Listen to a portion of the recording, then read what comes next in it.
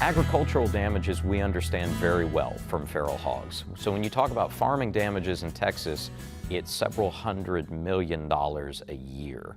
Feral hogs wreak havoc wherever they go, rooting in the ground for any food they can find. And pluck that seed out of the ground.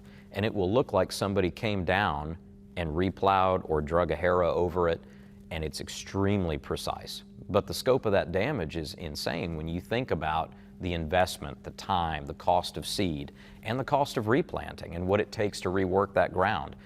But it's not just the damage to farmlands and front lawns. Feral hogs also carry diseases with them.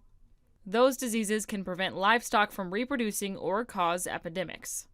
Is she not having a calf, or is she being prevented from having a calf because that feral hog has given her a disease?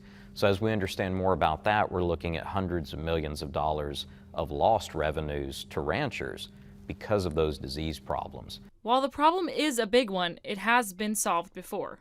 But I think the reality we also need to think about is parts of this state that we don't have a lot of feral hogs. There are areas like that. The top northwest corner of the Panhandle, we actually succeeded in eradicating feral hogs from Dallam County last year. But it will take many organizations coming together. That's an impressive feat. Now, that took a lot of work. It took several years of effort from our friends at Wildlife Services, but it was done in cooperation with those big ranches. That's been a look at Central Texas agriculture from the ground up. From the Ground Up is sponsored by Producers Cooperative, proudly serving agriculture since 1943.